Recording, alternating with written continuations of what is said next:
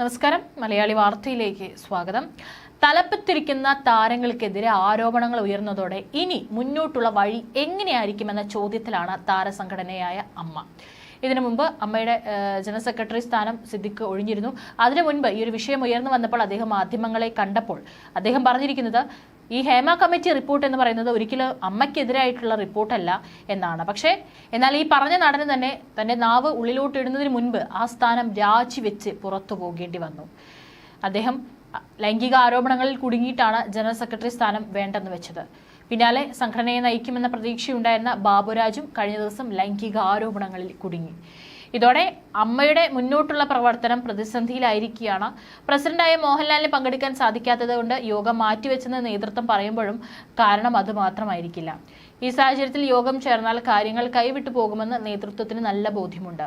മുൻനിര താരങ്ങൾ വരെ അമ്മ നേതൃത്വത്തിനെതിരെ നിലപാടെടുത്തേക്കുമെന്നതിന്റെ ഉദാഹരണമായിരുന്നു കഴിഞ്ഞ ദിവസം പൃഥ്വിരാജ് നടത്തിയ വാർത്താ സമ്മേളനം.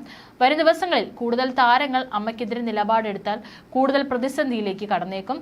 പ്രമുഖ താരങ്ങൾക്കെതിരെ ഓരോ ദിവസവും ആരോപണങ്ങൾ ഉയർന്നതോടെ സംഘടനയ്ക്കുള്ളിൽ ഭിന്നത രൂക്ഷമാണ്. അംഗങ്ങൾക്കും പൊതുജനങ്ങൾക്കും മതിപ്പുള്ള താരം ജനറൽ സെക്രട്ടറി സ്ഥാനത്തേക്ക് വരണമെന്നാണ് കൂടുതൽ പേരും അതിൽ ആഗ്രഹിക്കുന്നത്. ഹേമ കമ്മിറ്റി റിപ്പോർട്ടുമായി ബന്ധപ്പെട്ട് നടൻ ജഗദീഷ് നടത്തിയ വാർത്താ സമ്മേളനവും അംഗങ്ങൾക്കുള്ളിൽ മതിപ്പുണ്ടാക്കിയിട്ടുണ്ട്. അതുകൊണ്ട് ജനറൽ സെക്രട്ടറി സ്ഥാനത്തേക്ക് ജഗദീഷ് വരണമെന്നാണ് ഒരു വിഭാഗം ആവശ്യപ്പെടുന്നത്. മുഖം രക്ഷിക്കാൻ അമ്മയ്ക്ക് മുന്നിലുള്ള ഒരേ ഒരു വഴിയും അത് മാത്രമാണ്.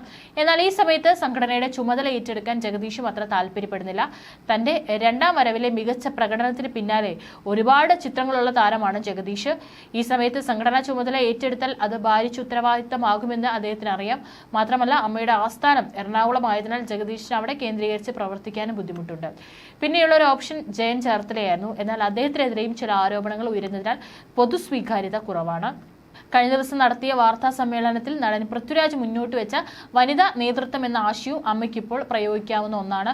സംഘടനയുടെ തലപ്പത്ത് ഈ സമയത്ത് വനിതാ നേതൃത്വം വരുന്നത് കൂടുതൽ ഗുണം ചെയ്തേക്കും.